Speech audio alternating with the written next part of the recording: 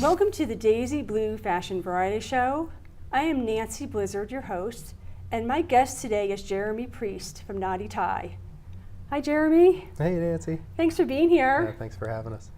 Tell me a little bit about your company and what was your inspiration in starting it? Yeah, well, I founded it with Mark Johnson back in January of about 2013, and he and I had about $500 to start a business, and he was still in college, and I had just graduated from college, but I really couldn't find a job that excited me or interested me, and together we really wanted to make something physical and work with our hands, but also work creatively and design and other things. And previous to that, I was volunteering with resettled refugees here in Denver, specifically a program called We Made This, and which teaches refugee women basic sewing skills. And so I had done a lot of research on this population and wanted to create more inclusive economic opportunity for refugee women who really struggle with higher rates of unemployment or have difficulty finding permanent jobs that are flexible enough to employ them, kind of given the complexity of their situation, maybe not speaking English or not having transferable job skills, or maybe never having worked in their home countries, or being single mothers here in the US. So there was a huge need to create opportunity for that disadvantaged population. And then Mark and I also wanted to create opportunities for ourselves and really create our own destiny. So we started deconstructing ties because we knew that we weren't really ever going to need them working for ourselves, and started figuring out how they were made, watching YouTube videos actually, and just teaching ourselves how to sew and how to reconstruct these garments. And so neckties to a lot of people really represent corporate drudgery, and we thought that wasn't so necessary, and it was a very limiting view of a garment that for a lot of people can mean something if it was perhaps just manufactured or designed more inclusively or manufactured more ethically. And so we set out in January 2013 to start the company, and then did a Kickstarter campaign in March of 2013 and asked the world, what do they think? We have kind of created this template, this blank canvas for art, so to speak, and you can put anything on it. You can adjust the width, adjust the length, any pattern, any colors, and we just asked the world, what do they think? And so about 500 people donated, I think, like $24,000, and so that's really where we got our roots and got started. And at that time, it was just Mark and I. We did want to employ refugee women, but it wasn't something with only $500 starting off that we could do. And so Mark and I sewed the first few thousand ties and started to build the e-commerce business and started to build the website.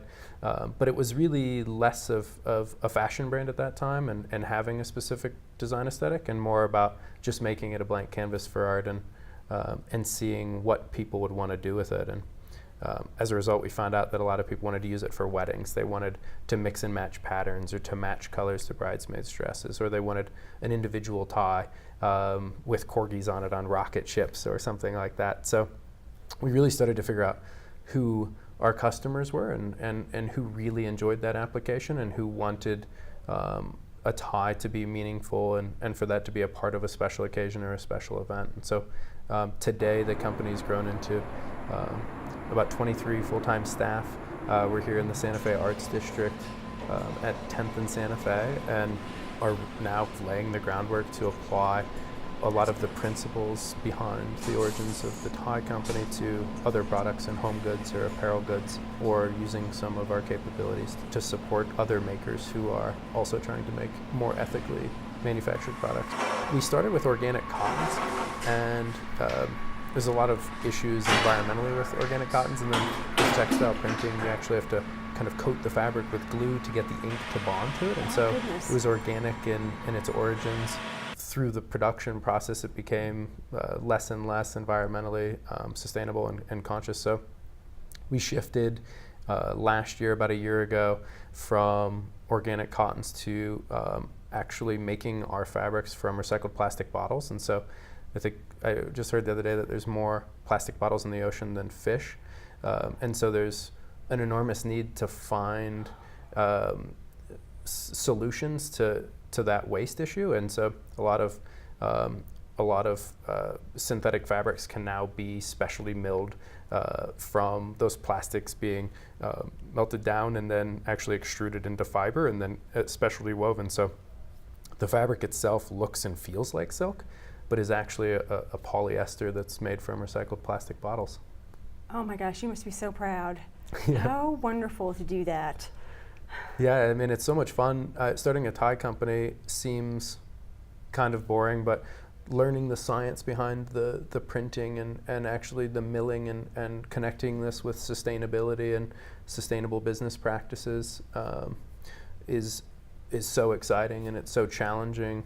But it's really something that makes the consumer product and makes the fashion more enjoyable for the wearer, and ultimately they have more pride and dignity in who they're supporting. So the products themselves, obviously being made in America, speaks volumes, and the wages we're able to pay, and the type of work environment that we're able to create, and then connecting that all the way down to the product, and then how that translates to the wearer and the experience they have from wearing a garment that otherwise a lot of people think should be extinct or doesn't have a ton of meaning, all of the sudden becomes something that they're extremely proud to wear and want to wear. And so I have a lot of people tell me all the time, like, I don't wear ties anymore, or wouldn't. And then I tell them the story behind all of this, and then slowly but surely they pick the tie back up again and want to wear it.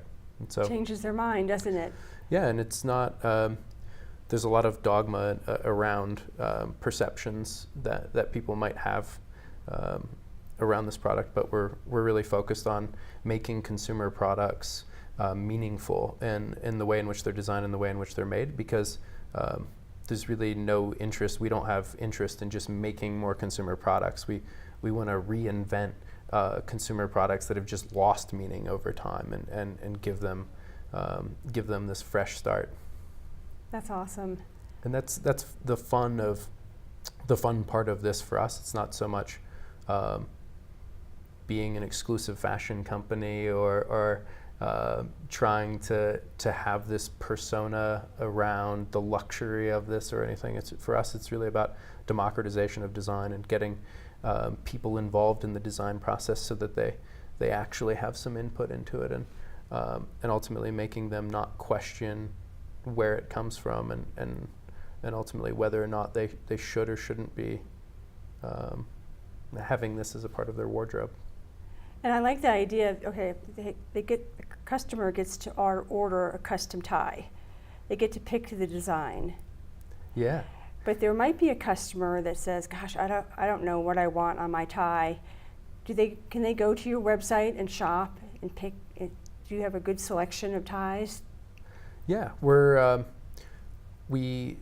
because everything's infinitely customizable, we always have difficulty selecting products that we actually want to make and sell. But we do have a collection on our website at knottytie.com that is kind of inclusive of a wide variety of things. So things that are a little bit more conservative and traditional, all the way to things like the aspen trees or like Washington Park patterns that are locally inspired. But our real bread and butter is true custom, and so that experience, and a lot of other companies say things are custom and they allow you to kind of configure the product. We've taken a more holistic approach to what we think people want, which is they have an idea, they just don't have the technical skills, the graphic design skills to execute that from a design perspective. And so anybody can upload their dog's face and tile it, and it's just not going to look very good. But we can actually extract the dog's face and bring it to life in a way that really does it justice. And so about a quarter of our staff are graphic designers who work directly one-on-one with the clients. And so the clients will come to our website and say, I want my cat's face on a bow tie or a pocket square, and our design team will help them actually make that a reality. And so they will send back digital imagery to show them what it'll look like, and then when the customer's ready to order, that's when we charge them for the design services and for the product. And so it's really awesome and easy to get started. And as an e-commerce company, we're able to offer that really internationally. But the vast majority of our business is focused on the U.S. and into Canada. That's wonderful. Yeah. And you have scarves too, as well, for women.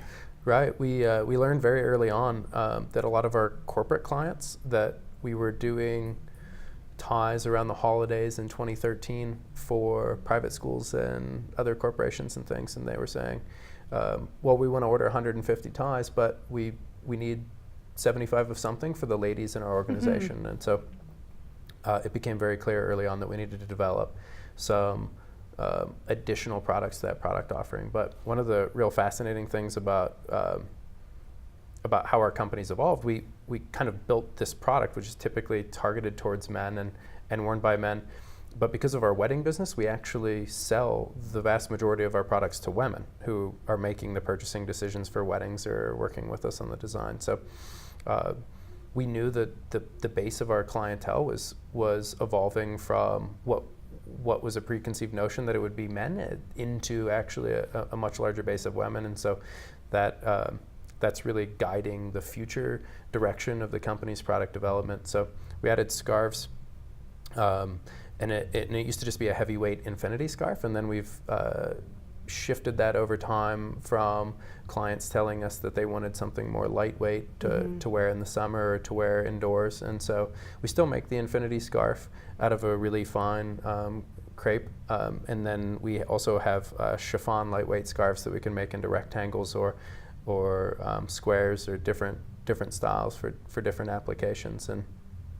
And then we launched bow ties and pocket squares, and now we're prototyping curtains and pillows and my goodness.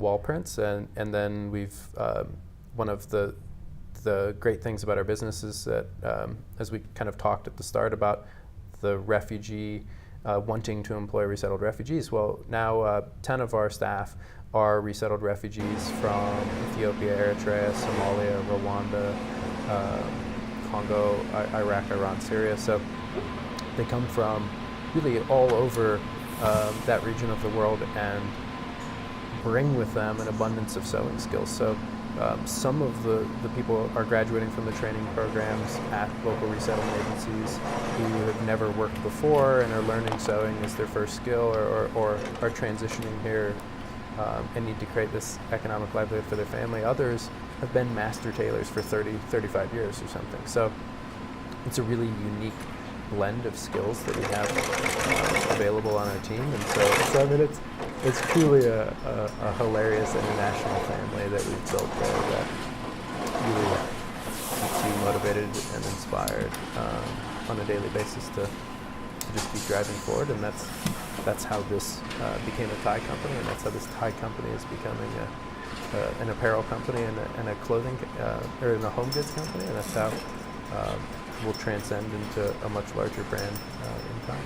A lot of refugees with skills are being trained to be janitors or other things so that they can just get a job, and it's so much more dignifying if they can work with their skills and then improve their English and culturally adjust and not be worried about being laid off and have the flexibility to take time off for Ramadan or for their family or whatever it may be. So how solving problems with startup companies that are for profits by working with the nonprofits and the training programs and partnering, and then giving feedback to the government and working collectively to improve the lives of refugees. And so I think it's just indicative of a changing landscape of business.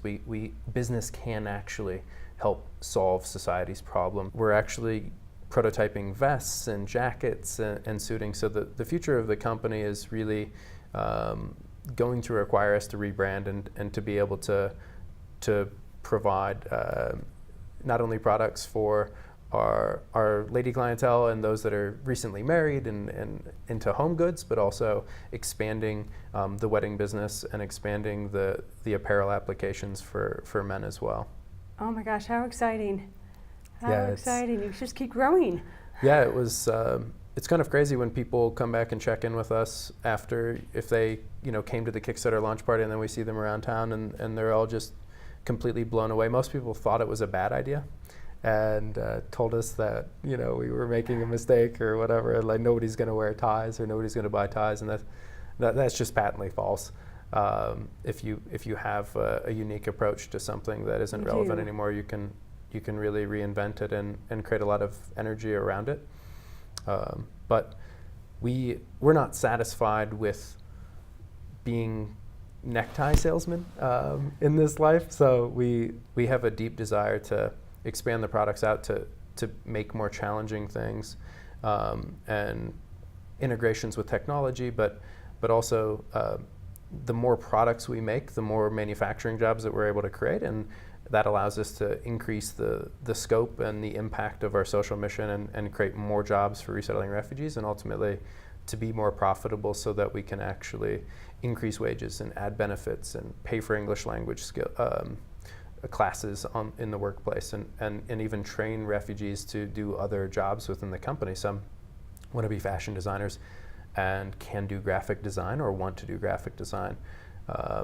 Others can help with product development or supervision or training. So we're really trying to figure out how can we create more employment opportunities for resettling refugees who need our help, and how do we utilize their skills to actually have a competitive advantage and skills that we otherwise wouldn't have access to, and how can we drive the growth of the company and ultimately reach more people and be more attractive to more people. Wow, that's wonderful. Let's go ahead and invite Allison and Hawk up on the stage so we can take a look at the scarf and the tie. All right.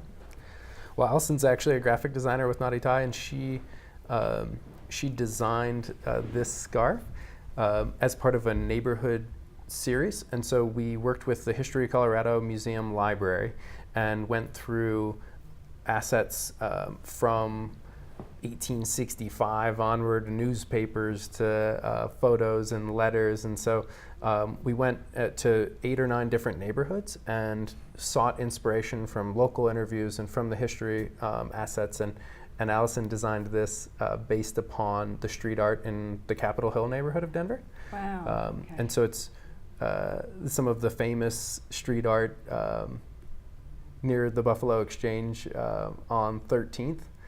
With the Robin Williams mural and others. So this is just an incredible amount of iconic art within this neighborhood, the Lama Lincoln Park neighborhood, and then also in the Capitol Hill area. Very nice. And then Very Hawk is actually wearing a beer-inspired pattern. So that's actually a tiny little hop from craft brewing, and so it's really popular for Colorado weddings and for guys to wear to work. So it's really subtle. It just looks like a pattern tie, but it's actually for those that love their craft beer. The tie itself and our bow ties and our pocket squares, those are being completely milled from recycled plastic bottles. Oh my gosh, that's great. That is great. You have some other ties here on the table too. Yeah, and so that's the Capitol Hill street art tie, which is the same print that Allison is wearing, and so it's somewhat indicative of our capabilities. We can actually design a pattern and then print it onto fabric and cut and sew it into anything. So we could make that pattern into curtains, we could make that into a pillow print, a dress, a scarf, a tie, anything really. And so this is an order that just came through in the last couple of weeks that was really unique and beautiful and colorful for a custom wedding. This is an aspen print that we did and just kind of speckled in some gold leaves. We like to do a lot of That's nice. I like really simple patterns that are fun and playful, but yet Colorado and iconic. People just love things related to their pets and things that are fun and clever, and you would just never see a necktie like that. No, you wouldn't. And part of it is just the way that they're manufactured. If 97% of the world's ties are made in one province of China, and the way that they weave these fabrics to actually be made into neckties requires them to be repeats and everything like that. So we actually have the fabric milled blank white, and then we print onto it and then cut and sew it into a finished product. And so that's how we're able to do just one of anything. And take big risks like corgis with rocket ships and not have 1,000 ties in inventory that we are struggling to sell on pricedrop.net or something like that. So it's really a lot of fun every day to just see people's imaginations running wild and to help make their vision a reality and to create a connection between the ideas that they had and then to make it physically manifest and then to get reviews back from them as to how many compliments they got and as to how it made their wedding so special, or how it was an incredible gift that they gave to somebody. And when, most blogs and things are like, do not give your father a necktie for Father's Day. And people that do give our ties are blown away by it, and it really is changing the paradigm around. Thank you for watching the Daisy Blue Fashion Variety Show here at Denver Open Media with my guest, Jeremy Priest from Knotty Tie. It has been a pleasure talking to you today. Have a wonderful day.